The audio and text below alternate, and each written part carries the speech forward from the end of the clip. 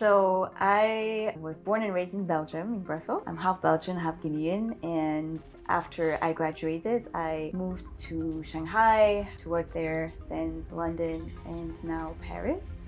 And I've been working in recruitment and a little bit of HR for the past 10 years. And how did you find an opportunity in China without speaking Chinese?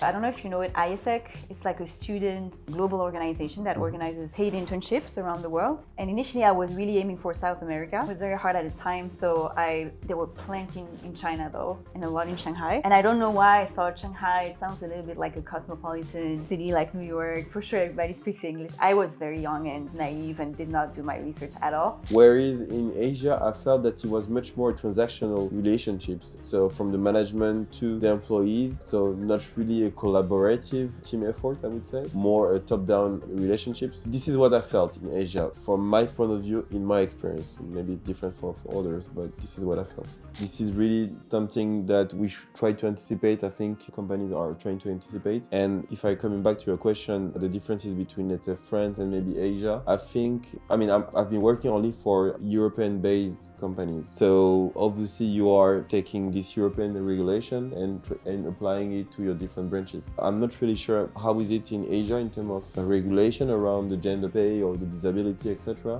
Companies also have to share through a communication internally and externally. Where do they stand in terms of gender pay gap? This pay transparency rule or regulation, so has been approved earlier in 2023.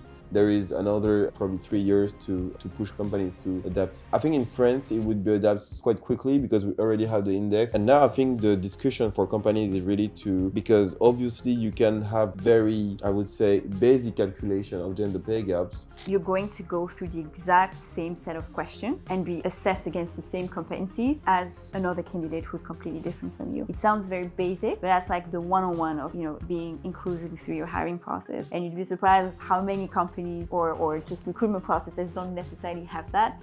But it's like a major thing to start with. It's also about, trying to remove as much as possible unconscious bias as you go through the process. For example, in France typically, and I don't know if you agree with that, but there's this whole thing around diplomas. Which big school did you go to, right? Or business school. And it's not necessarily for all type of roles, but I know that it's been a bias.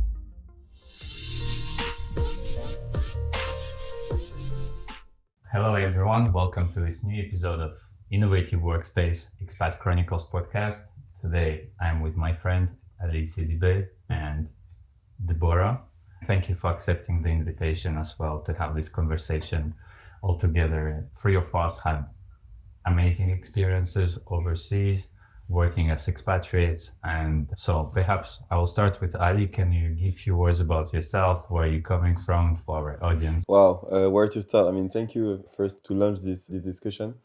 Well, my name is Ali. I know you since now it's been maybe 5 years, something like that. So we've met each other in Malaysia, but I think we will go through later. I'm working in human resources for an energy company, but I used to have, I would say, cross-industry experiences in HR, and I think we will talk about it later. So, yeah. And Deborah, how about yourself? Can you give us a few words where you're coming from and what are you doing now?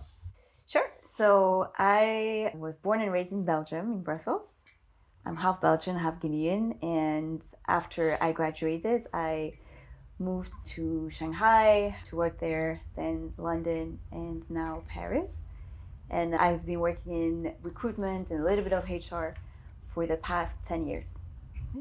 So today we are here, we're in Paris. And I want to know, guys, like you as HR professionals, obviously, you worked with people from different cultures. What was your most marking experience so far in your professional career?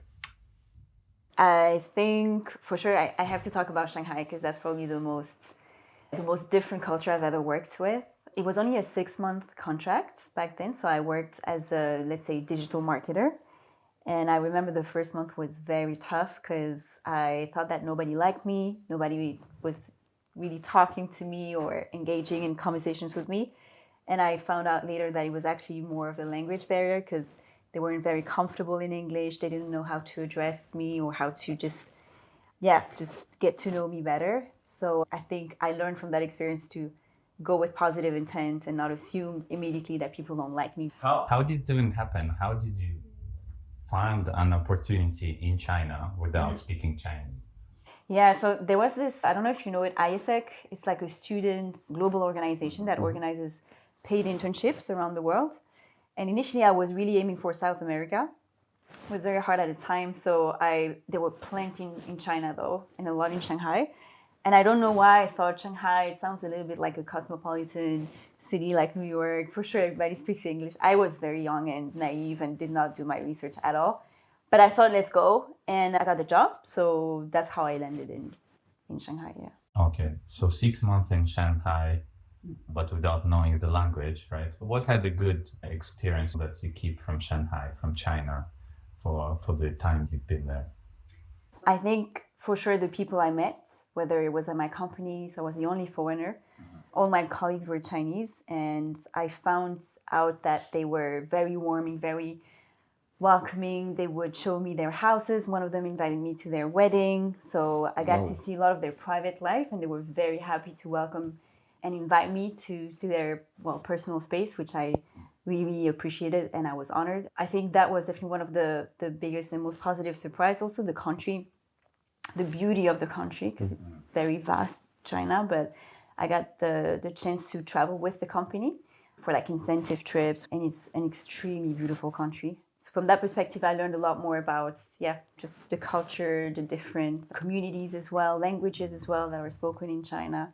And then I met some really, really lifelong friends from other countries, because you feel so lonely in such a different culture that the bond that you create with people who maybe are closer to your culture is much stronger, even though it's in a short time span. So I think that's probably what I take out of this. It was your first experience overseas and you were a fresh out graduate. Now, reflecting back at that time, what kind of things you will do differently? It's the first time I did that after graduating, and I would definitely say be better prepared. So, for example, I didn't know that platforms like Facebook and all that were blocked. So that's where I learned about the VPN concept. I landed at the airport. Nobody could speak English. Somebody was supposed to pick me up. I couldn't get the Wi-Fi. I couldn't call my family. I was lost. I waited there for an hour before that guy came and picked me up. And he just dropped me I think I was at a hostel or something like that. And the first thing I did was, because I couldn't reach out to my parents or my family, so I just went online. I took somebody's laptop. I went on one of those expat group on Facebook, wherever I could get to start visiting flats, and that's the first thing I did. But I would say just be better prepared, understand how to find flats. But I have to say I didn't have a smartphone at the time, or I think I had a very basic one because I was back in 2013, I think. So it was a different time, sort of. And I'm looking now at Ali, because how we met is you were planning to relocate to Malaysia, right? So you had this work assignment. Perhaps can you tell us more? Well, I've been lucky. I really had this opportunity through, so we call it VIE in French. So this is basically junior expatriation, let's say managed by the government, French government. So the French government promote this program for young people. So the idea is really to get the first experience abroad. How does it happen? Because I think it's very unique, you know? Yeah, very good question. I mean, it's a very French program, to be honest, and I never heard about it elsewhere. So you have this one single platform which brings offers from companies, so usually French companies outside France. So through this platform, you are applying to jobs, and basically you can perform this job only once, and there is a limit of age. So that's the most, like the main two criteria, I would say. And you are paid by the French government directly. So, and in terms of remuneration, because I'm working in complement, so I'm very curious about it, obviously.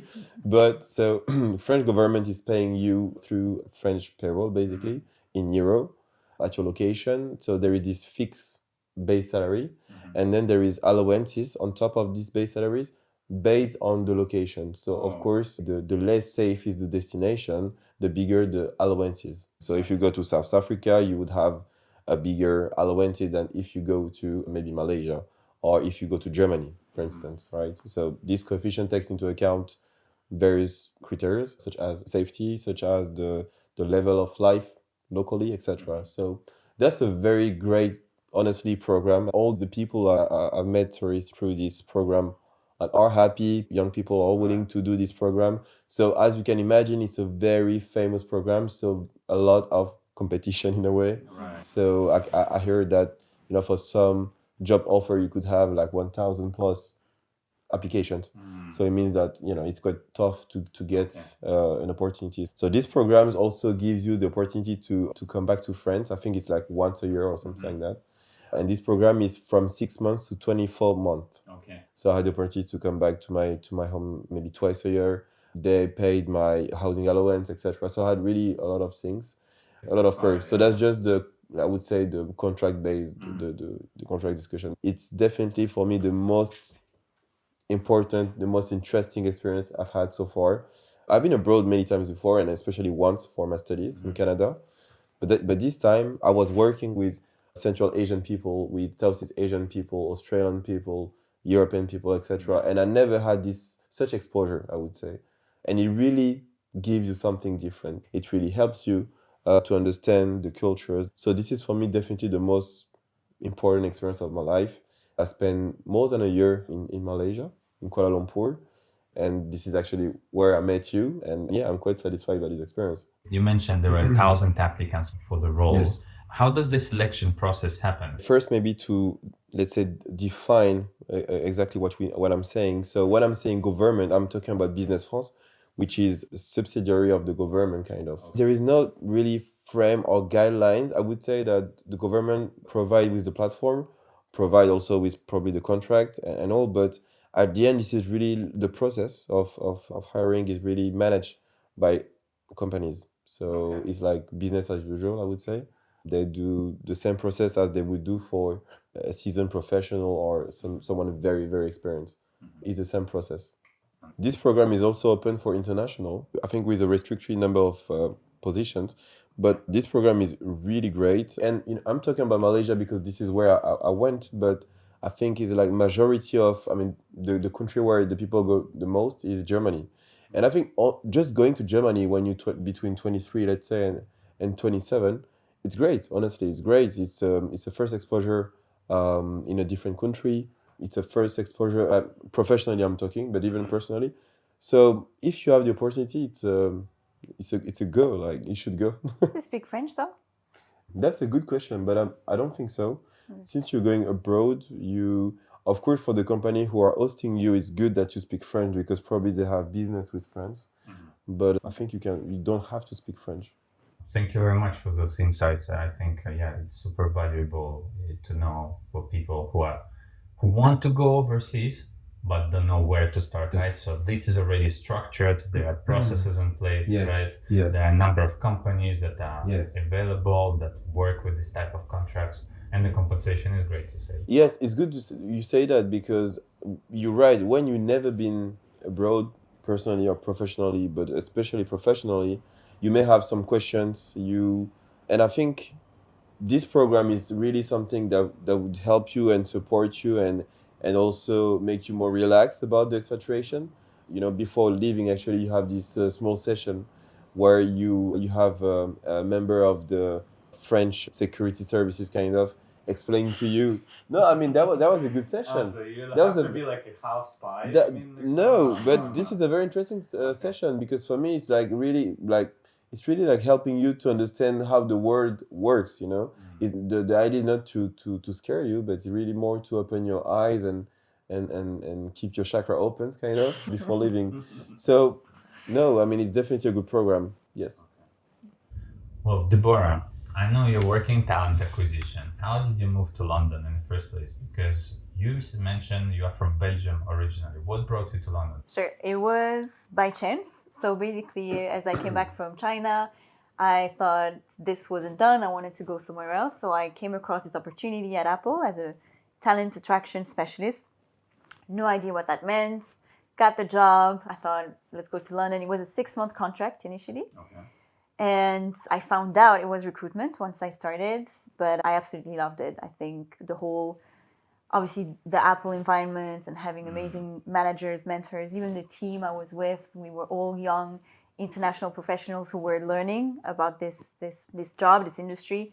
We got the chance quite young actually. I was 24, so around that age, we got the chance to travel abroad to open new Apple stores, recruit the entire team for those. I went to Turkey. I opened the first Apple store in Brussels. Absolutely loved the experience of connecting people to the right job and at the same time learning from some of the best recruiters in the industry. So the culture in Apple, I heard a lot of people saying how brilliant it is. What are the most marking aspects of that culture? I think the level of humility of the leaders that I came across.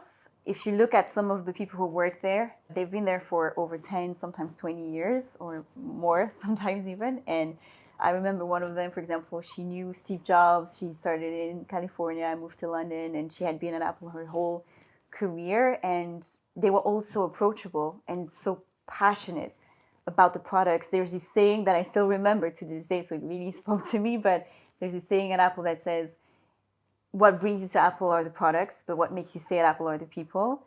And as much as it sounds a little bit like a cult, it's actually true. I mean, I didn't say, but I think that for sure the people are very good at diffusing that culture of, excellence around the product that we bring to the market, but also the people that we want to bring on board and how we develop them. We had an amazing development plan, which I still use to this day for myself, for my team, from an assessment perspective as well.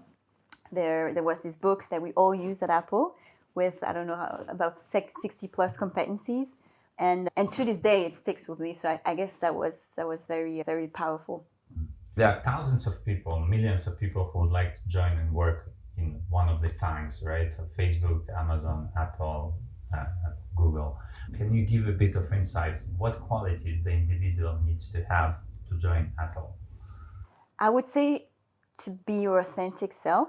And I remember for my own interview, that's a feedback that I got for one of the first or second interviews. So when you're young, you think that you have to display a particular behavior and say certain keywords or buzzwords. And really what they're seeking in most of those companies is who you are really and how you think, because most of the time this will also connect you to the right role and to the right team sometimes even. So I think for sure that's one thing. Now there's this whole part also around humility, right? How do you talk about yourself? How do you talk about your previous manager? And I think this counts for Apple as much as pretty much any other company, how you talk about those things. Because if you ever speak negatively about your previous employer or your previous boss, this will usually bring a little alarm bell. And this doesn't mean that you cannot talk about it, because it can happen sometimes that you have a negative experience. And I think it's okay to talk about it, but to try to bring it in a positive light in terms of what did you learn out of that experience, and not just focus on blaming people for whatever went wrong. So there's that. And yeah, I guess just, be prepared on how, what you know about the company, understand, you don't need to know all the Apple products or whichever by heart, but at least have some basic knowledge, and certainly prepare questions. That's something that I learned even myself as I was interviewing for other roles. A certain level of curiosity says a lot about a person. And I didn't know it at the time. I thought, let's focus on giving the right answers. And as soon as I finished the interview and they would ask me, okay, do you have any questions? I was like, no. And I thought I was doing great, because I had given all my answers before. It shows a lack of curiosity and maybe maturity as well. So I would say definitely have some questions prepared, and usually try to make them also relevant. Ask some questions about the person you're interviewing with. People love talking about themselves. So look at their LinkedIn profile before, whether it is, what brought you to this company, what do you enjoy the most about this company, or some questions around the role, what will be my scope, who will I work with. Usually this is really appreciated because it shows that you have a genuine interest in the role. So to recap, ask questions, right? Be authentic. And if you have a negative experience, turn it in a positive way. Thank you very much. Those are very valuable insights. I know there are a lot of people who are hungry for this knowledge. Ali, this opportunity got presented for you to relocate to Malaysia. What were the questions you were asking yourself? I didn't know so much about Malaysia, to be frank. I think during the process, the recruitment process, I was already starting to looking for information, do my due diligence, this is how I call it. So basically trying to project myself in this country, and then if I'm there, so what do I need? Where is it? Where is the company? Where is the office? How should I go?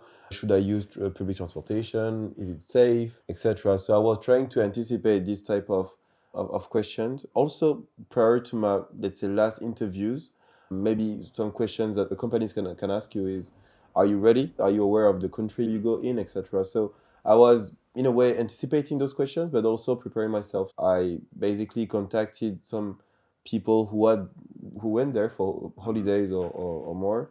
And actually, I've been in contact with you. I contacted you. You were very nice and kind, sharing information with me, sharing feedbacks, and that's it. So I didn't know so much. I did my due diligence, and that's pretty much it. So then you arrived to Malaysia. Yes. Does it match your expectations? What was your immediate reaction? Well, a big surprise for me. That was my first time in Asia, and so not really expectation. Even though you've done your due diligence, you didn't really experience the climate, for instance, the tropical climate.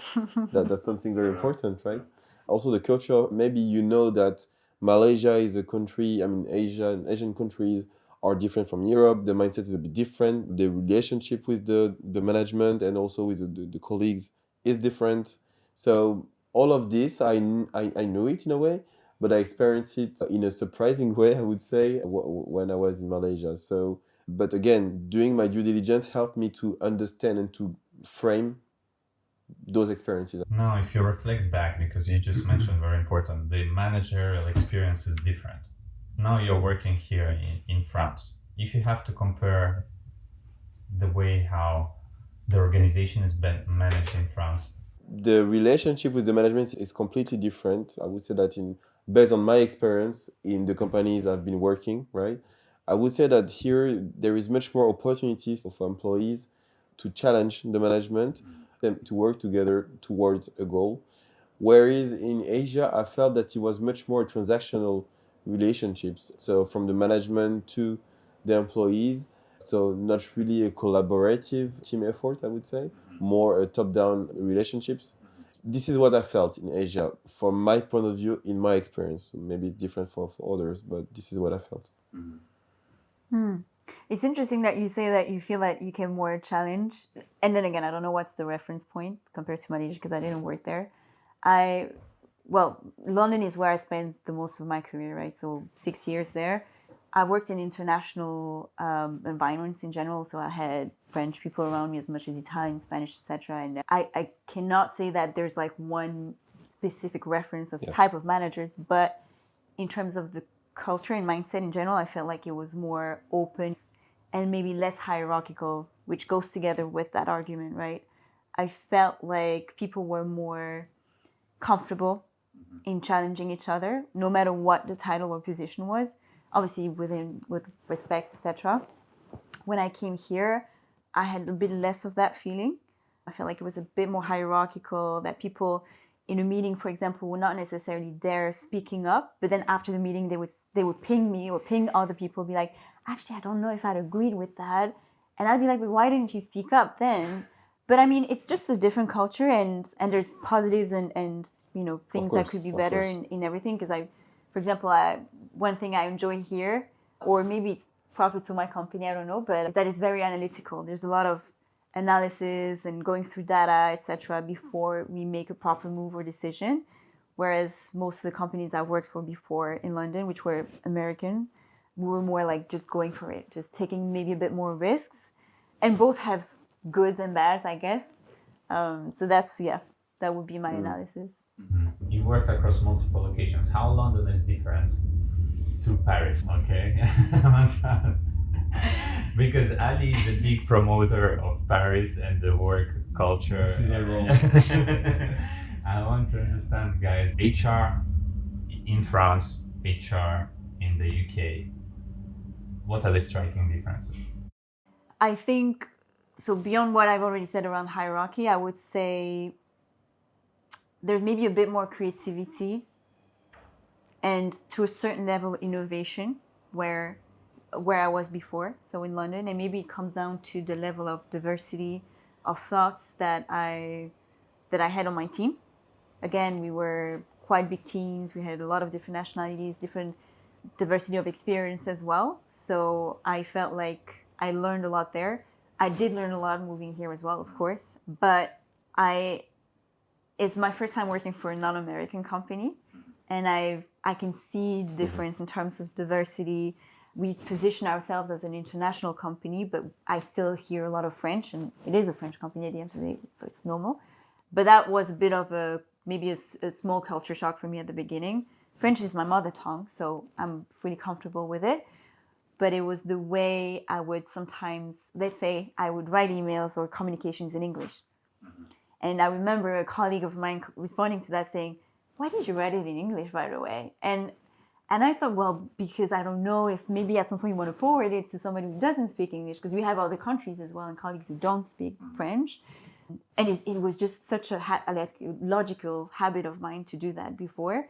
So there were a few little things like that where people wouldn't really understand why I was acting a certain way, or I wouldn't understand why they would do it a certain way. But as much as Paris was a bit of a challenge for me at the beginning, as in the city, moving here, the slight culture difference, I did end up really, really enjoying living here. I actually enjoyed being closer to my French background, my Francophone world, which I didn't have. I mean, I had a few French-speaking friends as well in London, but the exposure I had was different even from a cultural perspective. Exhibitions I would go to, music I would listen to as well, like Zouk or Compa, like, you couldn't really find it over there. So I embraced that element more as I got more and more exposed to it, I guess. So yeah, and it's smaller as well. It's smaller compared to London. So it's easier to get around, to improvise if you want to see friends, if you want to meet your neighbor who's next door. Just a question to Deborah. So do you think it's HR in London versus HR in Paris, or do you think it's also a question of companies in a way? Yeah, definitely. So what is the source or the origin of the company? If it's an American company, it's probably driven differently than if it's a French company or even a UK company, actually. Yeah, definitely. I think there's that, and there's also the size of the company. You know, I've never worked, for example, in a company where it was only Brits. So I could have potentially also had some culture clashes if I would have worked in that kind of company. Yes. So I think it comes down exactly to the company's culture, how many countries, offices they have, and so on and so forth. I'm actually curious, in terms of reporting on the diversity, I know French legislation is very different and very strict. If I'm not mistaken, ethnical statistics are completely forbidden. Yeah, that was a very big struggle. And I think I just accepted this situation, first of all, because there's nothing stronger than the legal argument, right? Yes. You cannot go over the law, and you have to go with it. So there's a few things you can collect, though, such as gender, to a certain extent, also disability, because also according to the law, you actually have to have a certain quota in France, in Germany, in Italy. So actually a few European countries, or at least those we operate in. But that doesn't mean that you can do whatever you want with that data. You cannot share it with whoever. And you cannot, for example, say from a disability standpoint, you cannot start targeting your candidates based on that, just like you want. You cannot start asking, okay, do you have a disability? Yes, no, okay, we've interviewed 50% of, you know what I mean? We've had to do more creative stuff and think about how can we build inclusive hiring processes so that we could target as many minorities, let's say, or people who would be marginalized usually in the market to apply to our jobs. And now what we can measure, we'll measure it. So from our standpoint, for example, it'd be gender-based, and to a certain point, like I said, disability. But all the rest is very difficult. So you have to just be creative. And for example, what do we mean by inclusive hiring processes? Well, we will make sure that every single department will have assessment plans so that if you interview for an engineering manager role, for example, whether you're a man, you're a woman, you're black, you have a certain religion, whatever, you're going to go through the exact same set of questions and be assessed against the same competencies as another candidate who's completely different from you. It sounds very basic, but that's like the one-on-one of, being inclusive through your hiring process. And you'd be surprised how many companies or just recruitment processes don't necessarily have that. But it's like a major, major thing to start with. It's also about, trying to remove as much as possible unconscious bias. as you go through the process. For example, in France, typically, and I don't know if you agree with that, but there's this whole thing around diplomas. Which big school did you go to, right? Or business school. And it's not necessarily for all type of roles, but I know that it's been a bias for some of our hiring managers. Okay. So we're trying to avoid that through these kind of actions, through training, of course, educational campaigns and all that stuff. We've also activated a few features in our recruitment system, so our ATS, which allows sometimes to, for example, remove the name and any personal information from the candidate when they go through a test. So you anonymize completely the results, right? Yeah. But yeah, the data is definitely, look, you have to just accept and work with whatever you have at your disposal. The government still implies that you need to report on diversity, but it's not to the same degree as in the UK, right? Or in the United States. Well, yeah, I think there's this law in France specifically around how many women do you have in your executive committee. I don't know after which point, like there's like a certain amount of years at which point you have to have a certain percentage of women. And so that's why actually France, I think, is one of the best countries when it comes down to gender equality on that front because of these laws, because otherwise you have to start paying fines, etc. And the same counts for disability. You have to have a certain percentage. I don't know them by heart. I think it's around 5-6%. Once you also reach a certain size in your company. Similarly, if you don't reach that, you have to pay fines, etc. So you have to prove also to the government that you're doing actions towards moving the needle. What are the specifics that are particular to France in terms of compensation? Well, in terms of gender, so there is, I would say, two levels. So we have in France, we've been pretty avant-gardist, I would say, because we have this, what we call index égalité homme-femme, so the index women-men equality. This index is based on 5 criteria, and the idea is this index is a score out of 100, and of course 100 being the best score you could have. This score will be displayed on your internet page, and obviously for younger generation especially, but I would say for talents overall, by seeing this score, it also gives you an indication of the company. Are they advanced in terms of gender pay gap or not? And actually it can sometimes, I think, plays a big role in decision, right? Especially in this very tight market where companies are trying to attract the best, but the best having, especially in France, many opportunities because this is the market as of today. Let's say you have different options, same salary, same job, same everything. This index score could be actually like a variable, I would say, for some people. So it's very important. Companies are really taking this seriously because in those criteria, if I can define one or two, basically you have, for instance, how many women you would find in the top 10 highest remuneration. So that's quite big, it says a lot about the company. This, you would also have a criteria regarding the gaps between men and women. So how big is the gap, right? So you have different criteria helping you to understand how this company is working, and then it gives you a result. And if you have a very low result, you would need probably some action plan to correct those gaps. So this is very interesting for me, point of view. So France is a bit avant-gardist in terms of this gender pay. Okay. But you have also something which actually came into force at the European level this year, which is the pay transparency. And it's quite close to the index. This pay transparency would force companies to display the pay ranges externally. So you are an applicant, you could see what is the pay range for your role. And then, so on top of that, you also have, of course, the gender aspect. So companies also have to share through a communication internally and externally.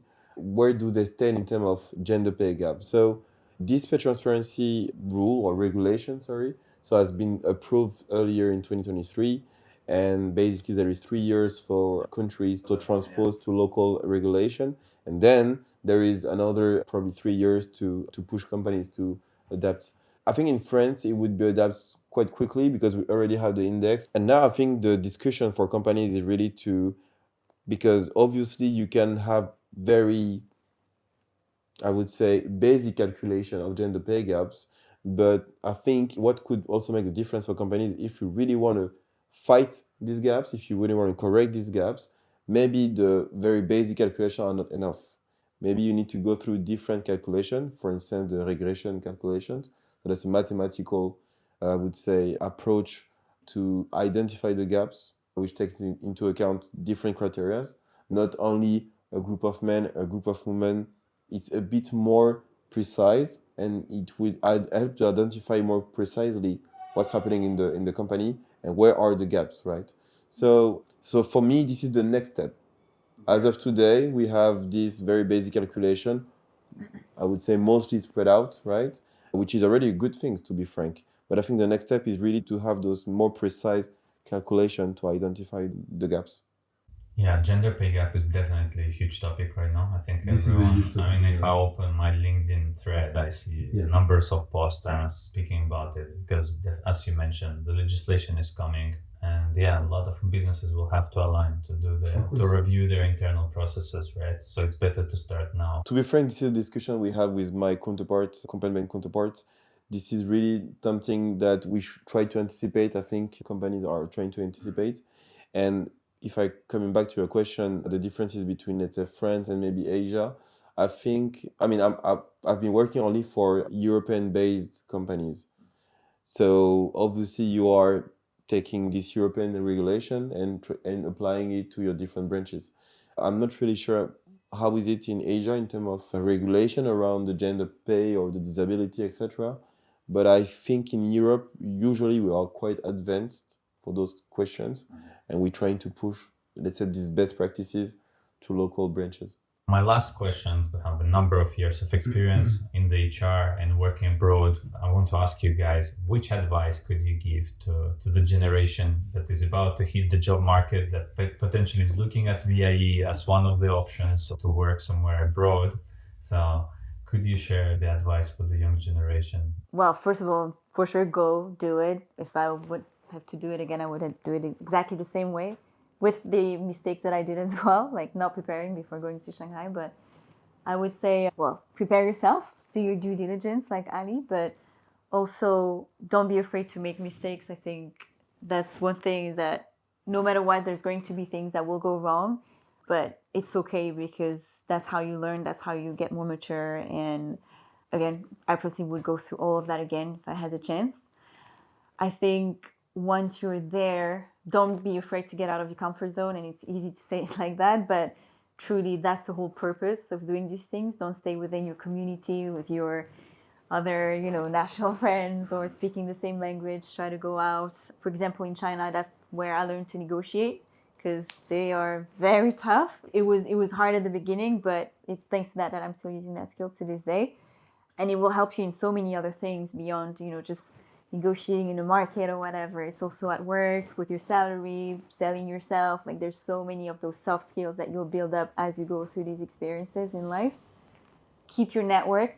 That was sometimes a bit hard for me because you have to keep it. But what I mean by keep it is maintain it, keep it warm. Try to stay in touch with some of those leaders or mentors or colleagues or friends who have been very helpful to you or have brought something positive to your life, because you'll never know how your path will cross again in the future. So I think one important aspect, once you have this international experience, makes you more valuable on the job market, right? It's not just being outside will give you a higher salary, it's more what you've been learning outside in a way. But to respond to your question, yes, we have this gig economy, the nomads. We have people now having the opportunity to work from different locations. But I feel that maybe for some other people, they don't feel that they have this chance because of their job, etc. And actually you have this program, the VIE program, but you also have the opportunity to have a different path, to also stay at the corporate level in a way, but in a different country. And for me, there is no, as Deborah said, you should just go. There is no best location to start. It could be really close to France, but it can be very far from France, from your home country. The idea is really on a personal and professional level to build your international exposure, to build this ability to learn from different cultures, from different people, basically to challenge yourself at the professional and personal level, because you've been probably studying through a very home country education system, but challenge yourself by working outside, by learning with different cultures. And I think there is no good place to start. Yes. And if I can just build on top of that, I remember not being patient with myself and being scared at the same time, because I thought, oh, let's just go for 4 months. And then they pushed it for the experience in China. And it was like, okay, let's go for 6 months. Like 4 months is not enough. Because truly it's going to take, well, nowadays for me, at my age, it takes actually way more than 6 months, even a year, for me to get really settled and accustomed to a new country. In Shanghai, it took me 1 month, maybe because I didn't have a choice, or maybe because I was younger, I don't know. But don't think that because the first weeks or month are hard, that it's going to be like that the entire time. It takes time to adjust sometimes, and you really need to be patient with yourself. But if you are open enough and you keep a positive mindset, it's going to be the best experience you'll ever have. So yeah, if I could give an advice to my younger self, it would be that. Funny story, when I was in Malaysia, so I think after a month, we had this visit of colleagues from East Africa. I think it was Tanzania, maybe at that time, and probably Mozambique. And I remember that we decided as a team to show them around, to show them the city of Kuala Lumpur, as a visit. And I ended up being the guide because I knew the city better than the local, right? The local, like the Malaysian living in Malaysia for years, And I think it says a lot about my curiosity. This is natural. I'm very curious. I love just walking around, discovering places. But you didn't feel sad at the beginning or the first days? You were like, okay, I'm in Malaysia, it's fine. Honestly, I really kept only the positive aspect of it. So, of course, I left this company which I really liked and the team, etc. But on the other side, like I'm working through this program, and I was thinking, honestly, if something goes wrong, I just go back home, and there is actually a process for that. Exactly. So for me, it was not really difficult to go there, to be there.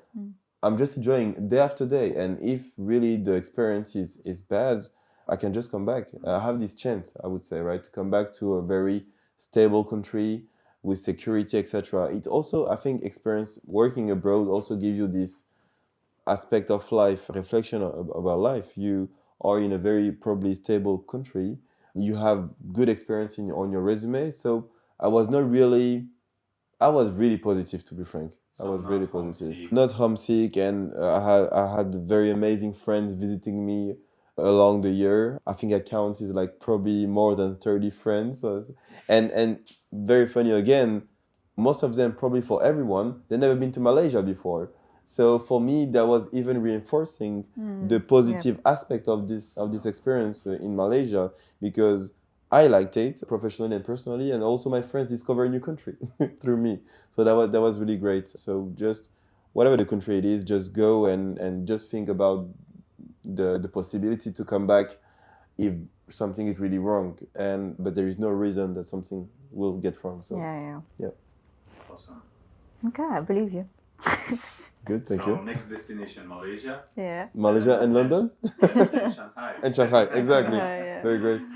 I personally learned a lot from both of you. So thank you again for sharing these experiences openly. Thank you. Thanks for the discussion.